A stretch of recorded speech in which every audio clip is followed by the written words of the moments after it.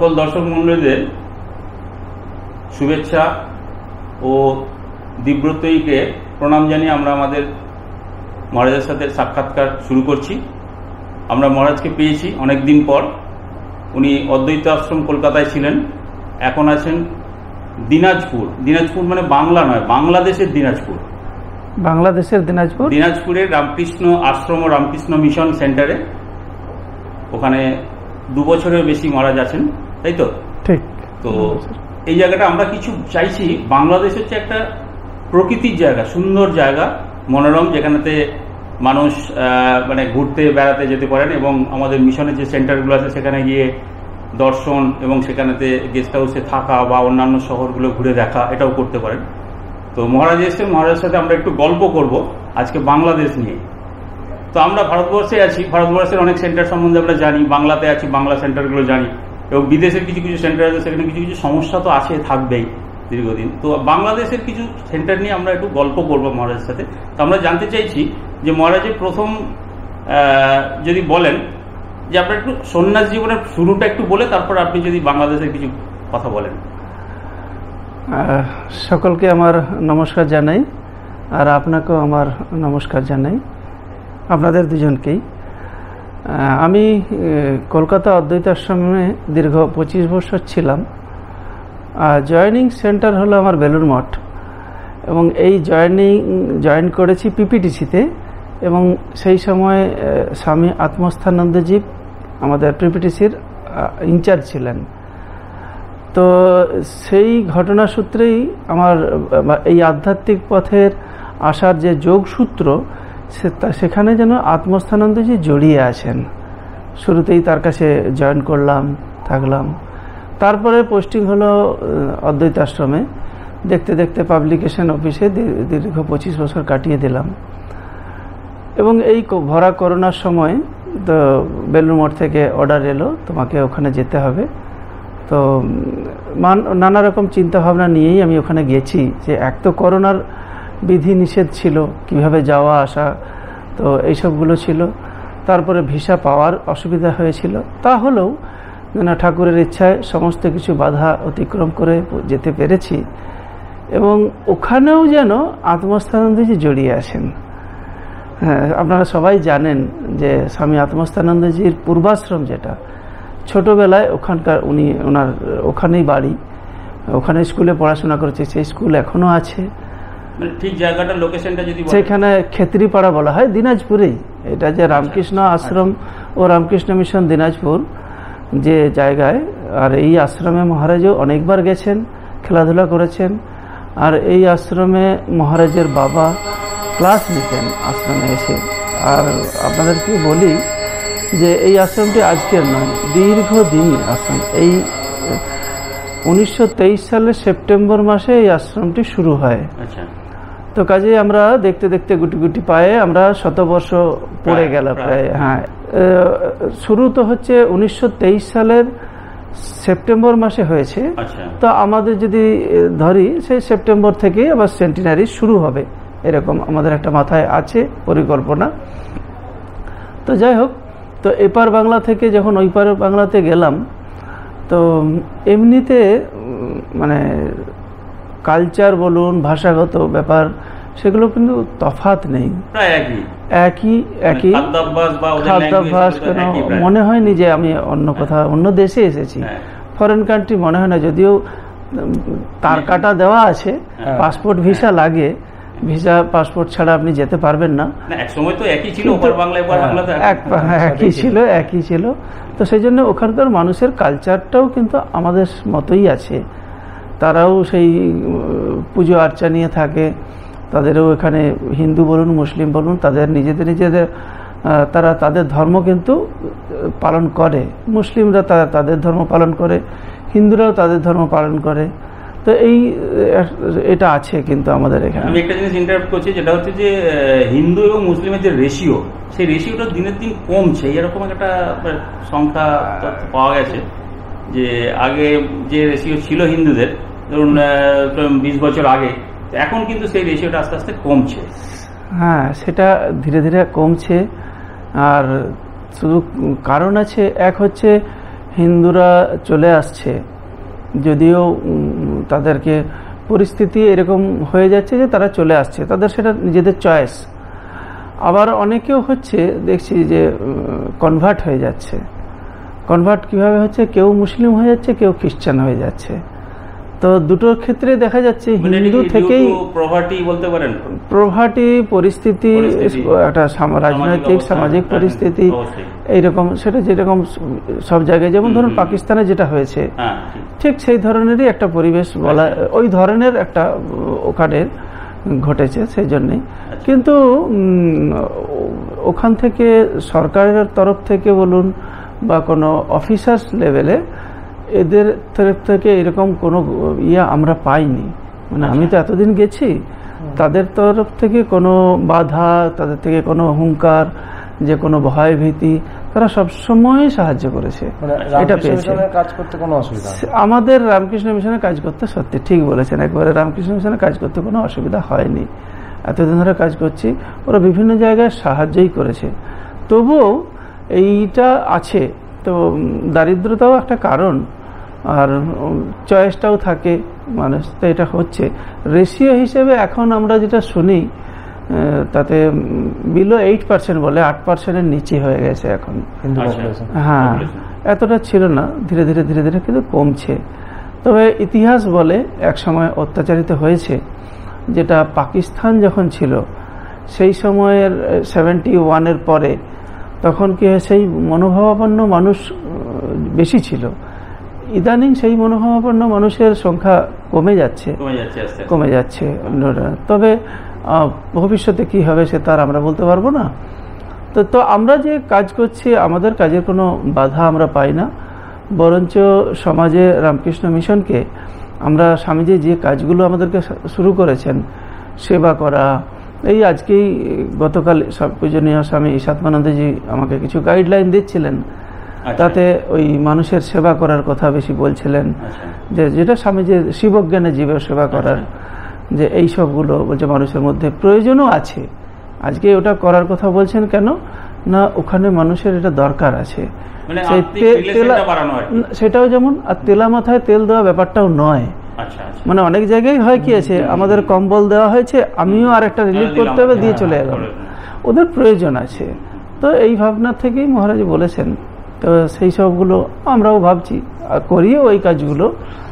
তো আমাদের যে আশ্রম, রামকৃষ্ণ আশ্রম, আপনারা শুনে খুশি হবেন যে এটি কিন্তু স্বামী বিজ্ঞানানন্দজি গেছেন, স্বামী অখণ্ডানন্দজি, স্বামী ত্রিগুণাতীতানন্দজি দিনাজপুর আশ্রমে যাননি, ওই এলাকাতে প্রথম রিলিফ করেছেন স্বামী। হ্যাঁ, আমরা জানি অখণ্ডানন্দজি আর আমাদের ত্রিগুণাতীতানন্দজি তখন রিলিফ করছেন। এগুলো 1897-98 কথা বলছি। অনেক বরিষ্ঠ সন্ন্যাসীর পদধূলি ওখানে আছে, মানে ডাইরেক্ট ডিসাইপল যারা, তারা তাদের পদধূলি পেয়েছেন। দারুণ ব্যাপার এবং এখানে আরো একটা আছে ঘটনা, আমি যেটা শুনেছি, যে আমরা যে জায়গাটা এখন আছি, যারা যান যদি দেখবেন, গেলে আপনারা নিশ্চয়ই যাবেন, সবাই যারা শুনছি, কোনো অসুবিধা নেই। আমাদের ছোট্ট থাকার মতো একটু ব্যবস্থা আছে, আশ্রমিক ব্যবস্থা, নিশ্চয়ই 5 স্টার ব্যবস্থা নয়, এবং অ্যাকচুয়ালি মানে আমাদের অনেকেই আজকে খবর নিচ্ছেন যে কিভাবে আমরা আলাপ করিয়ে দিই। আমাদের মধ্যে আছেন বিতুন দে, তো বিতুন এবং ও একটা কর্পোরেট সংস্থার সাথে যুক্ত। আচ্ছা, আমি বিতুনকে বলবো মানের সাথে যদি কিছু জানার থাকে বাংলাদেশ নিয়ে, বা আগামী দিনে যেতেও যদি চাও তাহলে কিভাবে যাবে গাইড। আমার কিছু কাজ আর কি বাংলাদেশের সাথে হয়, তো ওখানে অনেকের সাথে কথা হয়, আমি অবশ্যই যাব। তো আজকে আমি ওইটাই আপনাকে জিজ্ঞেস করছি কিভাবে আমরা যেতে পারি, বা ভিসা করতে কি, ঠিক আছে, এগুলো আলোচনা হয়ে যাবে। এগুলো খুব ডিফিকাল্ট হয় না, ভিসা তো কলকাতাতে অফিস আছে, ও হয়ে যায়, তো এগুলো খুব ইয়ে না। আমি একটা জিনিস জানতে চাইবো, যেটা হচ্ছে যে আপনি ছিলেন বাংলাতে, মানে ভারতবর্ষে আর কি, তো এছাড়া অন্যান্য সেন্টারে আপনি ঘুরেছেন, তো এখানকার ভক্ত আর ওখানকার ভক্ত দুটোর মধ্যে কি তফাৎ কিছু বুঝতে পারছেন? খুব সুন্দর প্রশ্ন, এটাই হচ্ছে হৃদয় স্পর্শ করা প্রশ্ন। আমি পশ্চিমবাংলার মানুষকে, ভক্তদেরকে ছোট করে বলছি না, তবে কি হয় পশ্চিমবাংলাতে দেখি যে সেখানে পশ্চিমের সভ্যতা স্পর্শ করেছে এবং সেটা আমাদের সমাজেও ঢুকেছে। আর সেটা হয়তো শিক্ষা দীক্ষাতে গিয়েছি, পশ্চিমের ভাব ঢুকেছে, ঠাকুরের ভাব পেয়েছে, কিন্তু ওদের ওখানে ভক্তদের মধ্যে এই পশ্চিমের ছোঁয়া যেটা বললি আর কি, সেই ছোঁয়াটা এখনো এতটা পৌঁছয়নি। তারা কিন্তু আমাদের ট্র্যাডিশন যে ভাবনাটা, ঐতিহ্যে সনাতন ধর্মের যে ভাবনাটা, সেটার কাছাকাছি অবস্থান করছে তুলনামূলকভাবে। সেটা যদি বলি তাহলে একটা জিনিস আমি এখানে বলি মাঝখানে, যে যেটা হচ্ছে যে বাংলাদেশ তো টেকনোলজির দিক থেকে অনেক অ্যাডভান্স, কারণ এটা একটা মাধ্যমের মধ্যে আসে, সেই মাধ্যমটা কিন্তু আমাদের থেকে অনেক আগে ওরা পেয়ে গেছে এবং অনেক বেশি দেখি মানুষ অ্যাপ্লিকেশন করেন আর কি, যেটা গণমাধ্যম বা আমি বলছি ইন্টারনেট পরিষেবা এই ধরনের। এগুলো কিন্তু বাংলাদেশ এগিয়ে গেছে সেটা আমার মনে হয় না। সেটা অত গ্রামে ওই জায়গাতে পৌঁছয়নি। পৌঁছয়নি বাংলাদেশ থেকে, হয়তো সত্যি তো বাংলাদেশ থেকে আজকে যদি আমরা রামকৃষ্ণ মিশনের সঙ্গে দেখি, তাহলে যারা রামকৃষ্ণ মঠকে ডাইরেক্ট ডিসাইপল ছেড়ে দিয়ে পার্শ্বদ বাদ দিয়ে পরবর্তী জেনারেশন যেটা বলি, আজকে স্বামী আত্মস্থানন্দজি থেকে শুরু করে প্রেমেশানন্দজি, গম্ভীরানন্দজি, প্রমেয়ানন্দজি, এরকমভাবে আমরা অনেক নাম পাবো। তারা কিন্তু ওইখানের মানুষ এবং তারাই তো একজন সংঘকে এগিয়ে নিয়ে গেছে।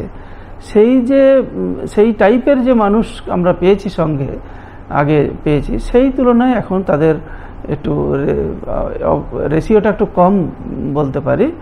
তো তাহলেও কিন্তু সাধারণ মানুষের মধ্যে যে ধর্মকে আঁকড়ে থাকা এবং সাধুর প্রতি, মহারাজদের প্রতি বা এই ধর্মপথে যারা আছে তাদের প্রতি তাদের একটা আন্তরিক শ্রদ্ধা আছে, এটা ফিল করা যায় তাদের মধ্যে। সেটা মেকি নয়, যেন তারা অন্তর থেকেই এখনো ওটা করে।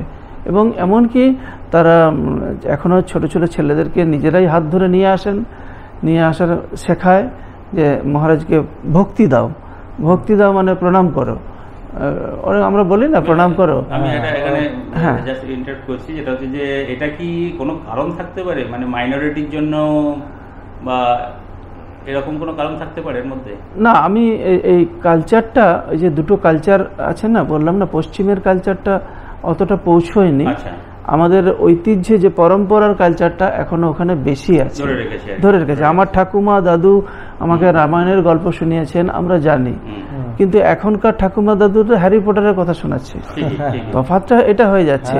ও আমাদের পশ্চিমবাংলাতে এখন হ্যারি পটার শোনাচ্ছে, ওখানে এখনো রামায়ণ মহাভারত। শুধু তাই নয়, আপনি মানে আশ্চর্য হয়ে যাবেন যে ওখানে এখনো পর্যন্ত সিলেবাসের মধ্যে কম্পালসারি যে প্রত্যেকটা মানে ক্লাস 1 থেকে ওদের মানে ক্লাস 10 পর্যন্ত, যেটা আমরা বলি এসএসসি ওরা বলে, সেই পর্যন্ত কিন্তু কম্পালসারি তাদের ধর্মীয় শিক্ষা দেওয়া হয়। একটা সাবজেক্ট আছে, আমাদের এখানে কিন্তু নেই। আমাদের রামকৃষ্ণ সংঘেই কোথাও কোথাও সেটা করানো হয়, স্কুলে, কিন্তু ওটা স্টেট লেভেল থেকে করানো হয় না। ওখানে মঠের বা আশ্রমের যে দুটো স্কুল আছে, প্রাইমারি স্কুল শুনেছি, তো সেই জায়গাতে তাদের পঠন পাঠনের মানে পদ্ধতি কিরকম, কি আলাদা কিছু আছে? না, ওটা আমাদের দ্বারাই ওটা পরিচালিত হয় সমস্ত কিছু। তো ওখানে শিক্ষা পদ্ধতি একই রকম, অন্যান্য যেরকম পড়ে আমাদের এখানেও তাই করে। তো সেইভাবে তাদেরকে আমরা ব্যবস্থা করি। যদিও ওই জায়গাটা একটু পিছিয়ে থাকা, বাংলাদেশের মধ্যে এই দিনাজপুর অঞ্চলটা কি হয়েছে, আগে এই ব্রিজগুলো হওয়ার ফলে এখন যোগাযোগটা বেড়েছে এবং কানেকশনটা বেড়েছে। আগে কিন্তু এটা ছিল না। যদিও এখান থেকে আমরা দিনাজপুরের চাল জগৎ বিখ্যাত, এমনি আমরা জানি কোয়ালিটিতে এখনো পর্যন্ত তুলাইপুঞ্জি চাল আমাদের, শুনেছেন নাম, সেটা ওরা আবার ওখানে ভীষণ কস্টলি, আর গন্ধ নিলে এত সুগন্ধ, আপনি যেন রান্না করলেই মনে হবে কেউ ধূপ জ্বালিয়ে রেখেছে। এখন দানা সরু সরু, কিন্তু খুব সুন্দর পৃথিবী বিখ্যাত এই চাল, ওটা কিন্তু দিনাজপুরেই হয়। তো আগে কি হতো, এই যোগাযোগ ছিল না, মেনলি চাষের উপর নির্ভর করতো, কলকারখানা বিশেষ হয়নি। তার ফলে কি হয়েছে, ওই মানুষগুলো ওই চাষকে কেন্দ্র করে নিজেদের মধ্যে একটা আলাদা একটা গোষ্ঠীর মতো হয়ে গেছে, সব হিন্দু মুসলমান খ্রিস্টান সবাই মিলে।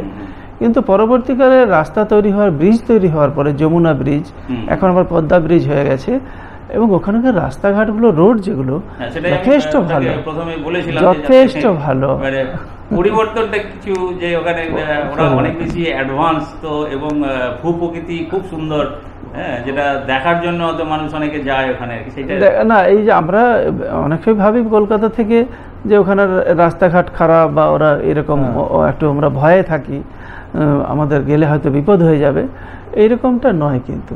বিপদ নেই এবং ভয়েরও কিছু নেই, আর রাস্তাঘাট ভালো তো, আর এখন তো যোগাযোগও ভালো, অসুবিধা নেই সেই দিক দিয়ে। তো এখন কলকারখানাও হচ্ছে, মানুষের শিক্ষা দীক্ষাও আরও বাড়ছে, তো পরিবর্তন আসছে, এই পশ্চিমের হাওয়াটাও ঢুকছে।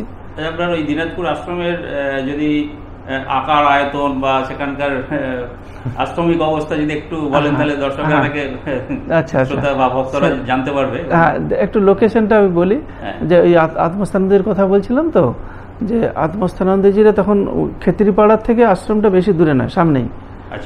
ওনার বাবাও আসতেন, আর এইখানে স্বামী বিজ্ঞানানন্দ যে নিজে গিয়ে শারদেশ্বরী আশ্রম একটা আছে, সেখানে মেয়েদেরকে তিনি শিব পূজা শেখাচ্ছেন।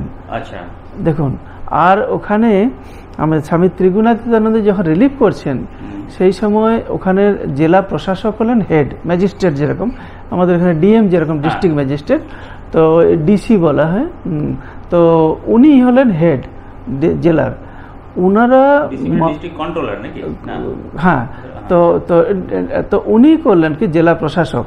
তো উনি পুরো আমাদের ত্রিগুণাতীতানন্দ মহারাজকে অভ্যর্থনা দিয়েছিলেন, যে আপনি যে রিলিফ কাজটা করছেন, তারা সার্টিফিকেট দিচ্ছে, অর্থাৎ এটা অ্যাপ্রিসিয়েট করছে। সেই অ্যাপ্রিসিয়েশন কিন্তু এখনো আছে। আমরা অনেক সময় অনেক রকম শুনি, ঘটে তাও ঘটে নয়, তাও যথেষ্ট আমাদেরকে সাপোর্ট করেন। আর আমাদের আশ্রমের লোকেশনটা তো আরো ভালো। যেমন ধরুন, আমরা যে জায়গায় থাকি তার ডান দিকেই আমাদের এসপি পুলিশ সুপার, তার বাসভবন, তিনি থাকেন। তো একবার ঘটনাচক্রে এরকম হয়েছিল যে অনেক সময় হয় তো, তো একটা ঘটনা ঘটেছিল, আমি পুলিশ সুপারকে জানিয়েছিলাম। তখন উনি বললেন যে স্বামীজি মহারাজ, আপনি কেন এইসব ব্যাপারে কিচ্ছু ভাববেন না, আপনাকে কিছু করা মানে আমাকে আঘাত করা, তো কাজেই ভাববেন না আপনাকে কেউ আঘাত করবে, কেউ কিছু বলবে। আর যদি কিছু মনে করেন যে হ্যাঁ কিছু ঘটছে, তাহলে কোনোদিন কেন আমার নাম্বারটা দিয়ে দেবেন, বলবেন আমার ম্যানেজারের সাথে কথা বলুন। এই ম্যানেজার কথাটা মাথায় রাখবেন, তিনি কতটা আমাদেরকে শ্রদ্ধা করছেন, যে তিনি এসপি, তিনি এর আগের যিনি ছিলেন তাকে আমি খুব ভালো মানুষ ছিলেন, এখনো যিনি আছেন তিনিও ভালো। তিনি বলবেন যে আমার নাম্বারটা দিয়ে দেবেন। হ্যাঁ, এইরকম ভাবে। তার মানে দেখুন, তিনি কোন ভালো শ্রদ্ধা থেকে, ভক্তি থেকেই বলুন, তিনি ভালোবাসছেন কিরকম আমাদেরকে, আমাদের সম্বন্ধে। তো এটাই আর কি, এই ইয়েটা ওখান থেকে যেমন পাই। আবার যেমন পলিটিক্যাল হেড যিনি আছেন, তাকে এখন থাকেন, যিনি আছেন এমপি, হ্যাঁ, এখন বর্তমানে তার নাম ইকবালুর রহিম। তিনি একবার আপনাদের মনে আছে, ওই গত বছর দুর্গাপুজোর সময় মূর্তি ভাঙাভাঙি নিয়ে হলো, সেই সময় কিন্তু দিনাজপুরে কোথাও কিছু হয়নি। এখান থেকে অনেক, রংপুরের কাছাকাছি হয়েছিল। আমাদের এখান থেকে প্রায় 150 কিলোমিটার হবে, হ্যাঁ প্রায়, হ্যাঁ মোর দেন 100 কিলোমিটার। তো অত দূরে হয়েছিল যে আমরা গেছিলাম, রিলিফও করেছি ওখানে। তো ওই ভদ্রলোক তখন তিনি ইতালিতে ছিলেন। সেইখান থেকে উনি আমাকে ফোন করে জিজ্ঞেস করছেন যে মহারাজ আপনার কিছু অসুবিধা হচ্ছে নাকি। তো এই যে খবর নেওয়া, আমাদের সাথে যুক্ত থাকা সব দিকে, আমি তো তখন আকাশ থেকে পড়েছি, ইনি হঠাৎ করে খবর নিচ্ছেন কেন, আমি তো কিছু, আর আমি আসলে কি হয় ওখানে তো এত টিভি বা ইয়েতে সাথে যুক্ত থাকি না, প্রয়োজনও হয় না, তো তার ফলে ডেইলি আপ টু ডেট নিউজগুলো পাই না। তো যাই হোক, তিনি খবর নিলেন, তো আমি বললাম সব তো ঠিক আছে, কোনো অসুবিধা হয়নি। উনি কোথাও পেয়েছেন হয়তো যে কোথাও ঘটেছে, তাই উনি ওটা ইয়ে করেছেন, খবর পেয়েই সঙ্গে সঙ্গে আমাকে খবর নিয়েছেন। তো এই যে ওরা পাশে আছেন মানুষগুলো, এটাই বলছি। আর আমাদের আশ্রমের অ্যাক্টিভিটি বলতে গেলে সব আছে। হ্যাঁ, আমরা 9 জন আছি, ব্রহ্মচারী এবং সাধু মিলে আছি। আর ওখানে আমাদের ডিসপেন্সারি আছে, হিন্দু মুসলমান সবাই, খ্রিস্টান সবাই আছে। আমাদের যেটা হয় অ্যালোপ্যাথি হোমিওপ্যাথি দুটোই আছে। আমরা ডাক্তারও বসে, তারা আমরা মেডিকেল ক্যাম্প করি বিভিন্ন জায়গায়, সেটাও আছে। আমাদের একটা জিপ আছে, সেই জিপে করে যাওয়া হয়। তারপরে ওখানে আছে স্টুডেন্টস হস্টেল আছে, যারা ছেলেরা মেনলি হিন্দুরাই থাকে। তারা কিছু কিছু ছেলে আছে যাদেরকে আমরা আশ্রম থেকে কিছু ব্যবস্থা করা হয়, গরিব যারা। আর কিছু আছে যারা নিজেরা টাকা দিয়ে থাকে এবং পরিবেশটা পায় আশ্রমে। বাবা মাও নিশ্চিন্ত থাকে যে একটা আশ্রমে আছে, আশ্রমের রুটিনটা পাচ্ছে, পরিবেশটা পাচ্ছে। তো এইরকমভাবে ওটা আছে। আর তারপরে আমার মন্দিরে আপনারা ছবি দেখছেন, অনেকেই আজকাল দেখে বলে, সেখানেও একটা বড় অ্যাক্টিভিটির মধ্যেই আছে। ওই মন্দিরে যেই বসেছেন, এই কিছুদিন আগে পূজনীয় স্বামী বিমলাত্মানন্দজি গেছিলেন, তিনি একদিন ডেকে বলছে যে অসিত, এই জায়গাটা দেখে আমার খুব মানে একটা কিছু আছে, মানে উনি ফিল করছেন এটা, যে মন্দিরে যে ভালো লাগছে। তো এটা শুধু উনার ক্ষেত্রে নয়, স্বামী গদাধর মহারাজ প্রাচীন যিনি ওখানে ছিলেন, তার কিন্তু তিনি রিয়েলাইজ চলছিলেন। আপনারা যদি কোনোদিনও তাপস মহারাজ বিমলাত্মানন্দজিকে জিজ্ঞেস করেন, উনি ওনার সম্বন্ধে উনি জানেনও, ওনার কাছ থেকেও আমি শুনেছি, তার সিদ্ধাই ছিল, তার রিয়েলাইজ চলছিলেন। এই গদাধরানন্দজি স্বামী আত্মস্থানন্দজির সাথে এই পথে আসার জন্যে উনি উৎসাহ দিয়েছেন। তো এইরকমভাবে অনেকেই মানুষ আছেন। অখণ্ডানন্দজি গেছেন, তার সাথে স্বামী আত্মস্থানন্দজি মার্বেল খেলেছেন ওখানে। তো এরকম অনেক ঘটনা আছে। আর একটা বিশেষ ঘটনা, আর আমাদের আশ্রমের অ্যাক্টিভিটি বলে তারপরে ওই ঘটনাটা বলবো। তো আশ্রমের অ্যাক্টিভিটি পাবলিকেশন আছে, তারপরে আমাদের স্কুল দুটো আছে বললাম, আশ্রমের ক্যাম্পাসের মধ্যে নেই, বাইরে আছে, আমরা ওটা দেখাশোনা করি। তারপরে আছে থাকার জন্য গেস্টরা গেলে মোটামুটি আমাদের 4টে রুম আছে, 8 জনকে অ্যাকোমোডেট করা যেতে পারে। 8-10 জন গেলে আমরা ম্যানেজ করে নিতে পারি। হ্যাঁ, আর তাছাড়া যদি কেউ আর একটু হায়ার ফ্যাসিলিটিস চায় তো পাশাপাশি হোটেল আছে, কোনো অসুবিধা নেই। হ্যাঁ, অসুবিধা নেই। আর আমাদের ওখান থেকে কমিউনিকেশনও ভালো, একটু গেলে সৈয়দপুর এয়ারপোর্ট আছে সেটা। হ্যাঁ, আর ট্রেন যোগাযোগ তো আপনারা 1 কিলোমিটারের মধ্যেই ট্রেনের যোগাযোগ আছে, হেঁটেই ট্রেন ধরা যেতে পারে। ঢাকা থেকে আসা যাওয়ার এটা আছে। আর ওদিকে রাস্তা ভালো, বাসগুলোও ভালো আছে, সব ফার্স্ট ক্লাস বাস পাওয়া যায়। আপনি ওই দেশের আর এদেশের মধ্যে, ওদেশের গাড়িগুলো সব কিন্তু জাপানের গাড়ি, এবং অটো গিয়ার একটাও আপনি ম্যানুয়াল গিয়ার খুব কম পাবেন। যে তাহলে এই সব মানে ভালো ভালো গাড়ি, যেগুলো খুব কস্টলি গাড়ি আমাদের এখানে।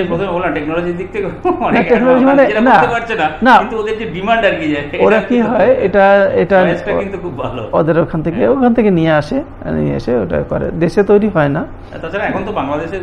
তবে কেন কি ওদের ওখানে যে গার্মেন্টস আছে, হ্যাঁ, পার ক্যাপিটা বেড়েছে, পার ক্যাপিটা যেমন বেড়েছে, ইভেন মেয়েদের শিক্ষা ব্যবস্থাও নাকি এখন যা ওদের ওখানে বেশি ভালো। মানে আমি যার সাথে কাজ করি উনি, হ্যাঁ, মেয়েরা অনেক এগিয়ে ওই দিক দিয়ে। কিন্তু এগিয়ে গেলেও ওরা কিন্তু এই পশ্চিমের হাওয়াটা কম।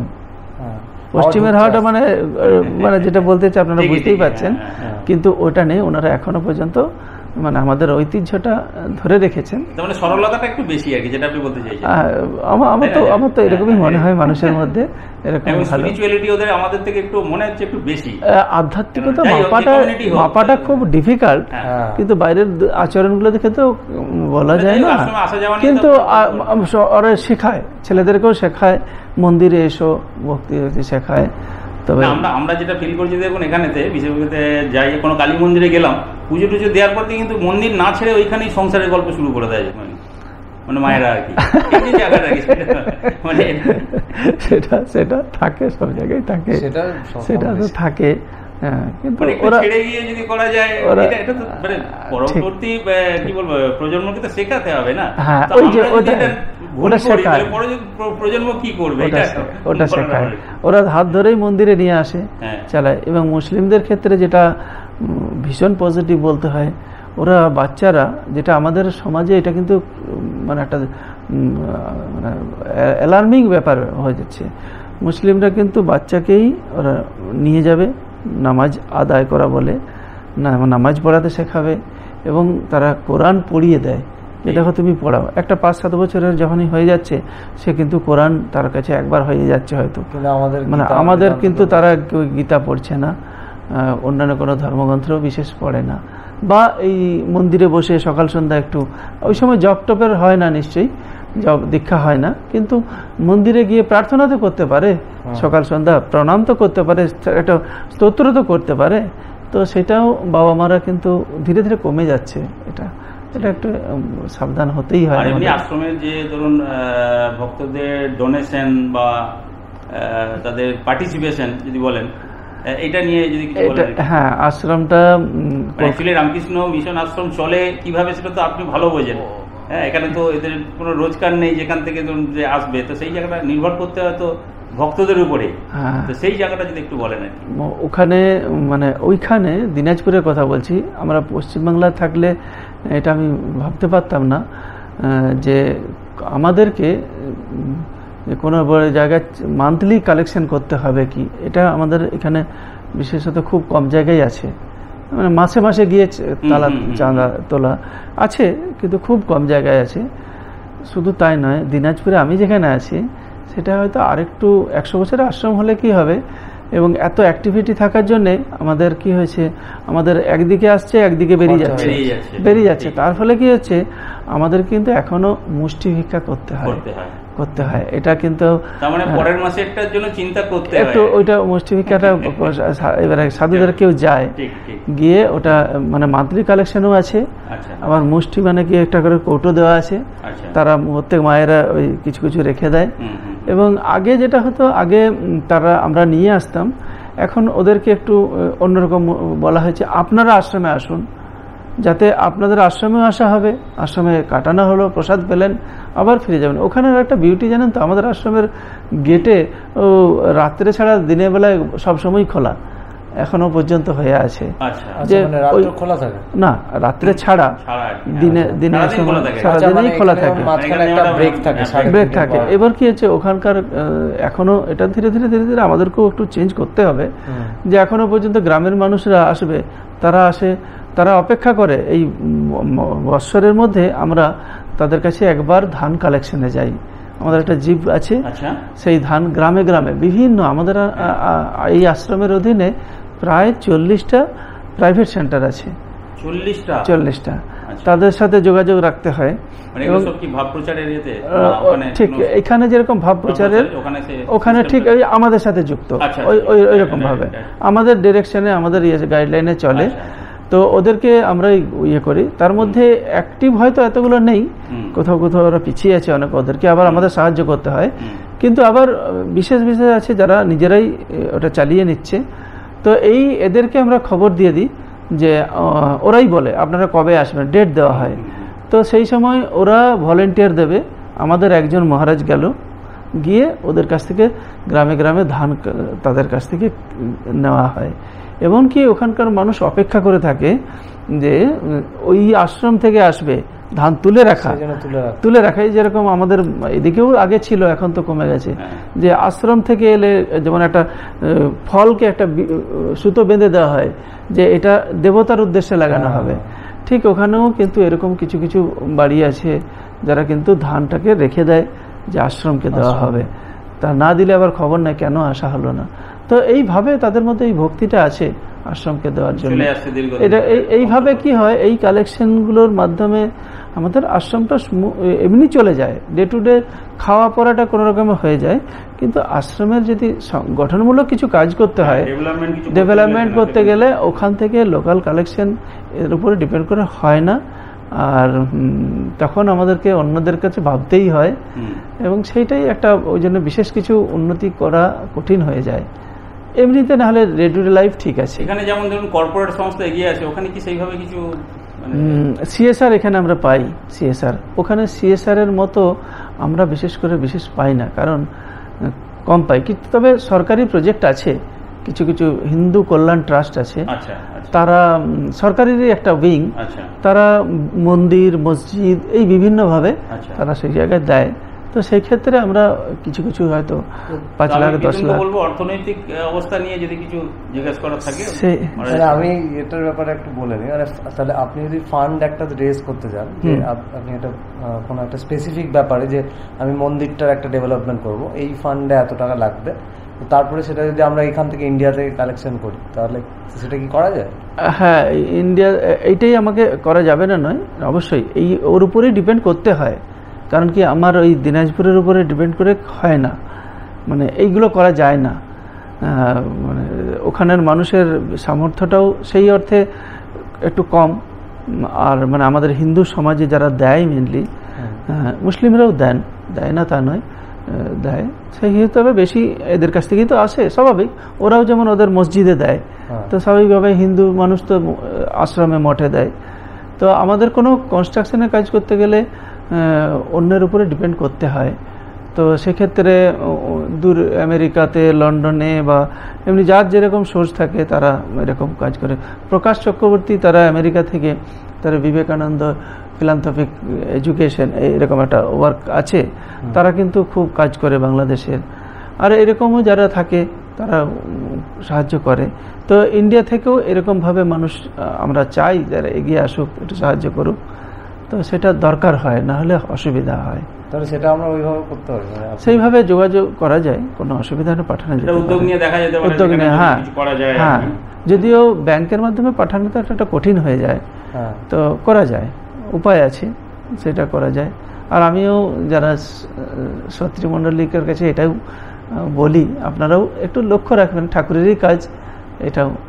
কারণ কি আমাদেরকে দেখুন, ওখানে আমি কলকাতাতে যখন ছিলাম এই অদ্বৈত আশ্রম, কাজে এই বুঝতেই পারছেন এরকম ঝা চকচকে ব্যাপার আছে, সেটা আছে। তো ঠাকুর এখন নিয়ে গিয়ে ওখানে দিয়েছেন, যেখানে এখন মুষ্টি ভিক্ষা অন্ন। একদিন একটা ঘটনা বলি আপনাদেরকে। একবার ওই মুষ্টি ভিক্ষার চাল ওরা রান্না করেছে। এখন কি হয়, রাখতে রাখতে জমাতে জমাতে নিচেরগুলো রয়ে গেছে, বেশি দিন হয়ে গেছে, তো দিয়েছে একটু কোনো রকমের কিছু গন্ধ টন্ধ হয়ে গেছে। তো ওই যে রান্না করেছে আমাদের যিনি কুক, তিনি রান্না করে দিয়েছেন। তো দেখছি যে ছেলেরা এসে পরে আমাকে এসে কমপ্লেন করছে যে গন্ধ চাল আমাদেরকে খাওয়াচ্ছে, কেন খাওয়াচ্ছে এরকম। তো আমি জিজ্ঞেস করলাম, আমি তো জানতাম না যে এরকম হয়েছে। তখন আমি যিনি রান্না করছেন তাকে বললাম, বলে দেখো এটা তো মুষ্টি ভিক্ষার যেটা আসছে ওটা টিফিনের সময় দিয়েছে, ওখানে টিফিনে ওরাও ভাত খায়, সকালে রান্না করেছে। সকালে আমাদের যেরকম রুটি বা অন্য কিছু থাকে, মুড়ি রুটি অন্য কিছু উপমা, ওখানে সাধারণত স্থানীয় মানুষেরা ভাত ডাল বা এইসবগুলোই খায়। তো ওই সময় রান্না করে দিয়েছে, আমরা তাদেরকে বলিনি, কুক করে দিয়েছে। তো তাকে আমি বললাম, দেখো মুষ্টি ভিক্ষার জন্য যেটা আসছে সেটা সাধুরা খাবে, তুমি ওদেরকে দেবে না, ওদেরকে আমরা রেগুলার যেটা কেনা হয় সেটাই দেবে। কারণ কি, তবে কিছু কিছু ছেলে আছে যারা ওটা আন্তরিকভাবে নেয়। তো এই যে এইভাবে আমরা আছি, সাধুরা কিন্তু আনন্দে আছে আমাদের। এই যে ঠাকুর বলছিলেন না, কাশীপুরের নরেনকে যখন তোরা ভিক্ষা করে নিয়ে আয় পবিত্র অন্ন, আমি সেই অন্ন খাবো। তো মায়ের কাছ থেকেই প্রথম তারা ভিক্ষা করতে যাচ্ছেন। তো সেই পবিত্র অন্ন বলছেন, আমাদের কাছে কিন্তু ভালো লাগে, কোনো খারাপ লাগে না। তো এইভাবে আমরা আনন্দে আছি। উদ্দেশ্য তো সাধু জীবন, সেই লক্ষ্যের কোনো বাধা নেই। সকল দর্শক এবং ভক্তমণ্ডলীকে বলছি, আপনারা আসুন। বাংলাদেশে অনেক সেন্টার আছে, এবং আজকে তো ধরুন আমরা রাজনৈতিক কারণে বিভাজন হয়ে গেল, আমরা কিন্তু ভাই ভাই। অবশ্যই এই যে মানে সম্পর্ক, এই সম্পর্ক কিন্তু বহুদিন থেকে বজায় আছে, আগামী দিনও থাকবে। এবং রামকৃষ্ণ মিশন ওখানে এগিয়ে চলেছে, কাজ করছে, সেবামূলক অনেক কাজ করছে। তো সকল ভক্তদের কাছে এটাই আমার অনুরোধ যে আপনারা আসুন, দেখুন। ওখানে ঘোরার জায়গা আছে অনেক, হ্যাঁ, এবং প্রকৃতির জায়গা, সুন্দর জায়গা। সকলে মিলে আমরা একসাথে ওখানে যাই, এবং আশ্রমে থেকেও সেখানে বিভিন্ন জায়গায় ঘুরে আসবো। অবশ্যই ওখানে আমরাও সাহায্য, মানে আমাদের তরফ থেকে গাইড করব, সাহায্য করব। আপনারা আসুন, দেখুন, তবে ভয় পাবেন না, ভয়ের মতো কিছু নাই। হিন্দু মুসলমান সবাই, বিক্ষিপ্ত ঘটনা কোথাও ঘটে, সেটাকে আপনি দোষ দেওয়া যায় না, সেটাকে দোষ দিলে হয় না। তো এমনিতেই আমরা কোনো একটা অপরাধ করে ফেললো ভুলবশত, সেটা নিয়ে তো আর সামাজিক অবস্থা খারাপ এটা বলা যায় না। কিছু কিছু ইউটিউবারও থাকে যারা এরকম করে একটু বিভ্রান্ত থাকে, কিন্তু সরকারের প্রসেস থেকে সামাজিক পরিস্থিতি বলি, এটা ভালো আছে, আনন্দে, ভয় পাওয়ার কিছু নেই।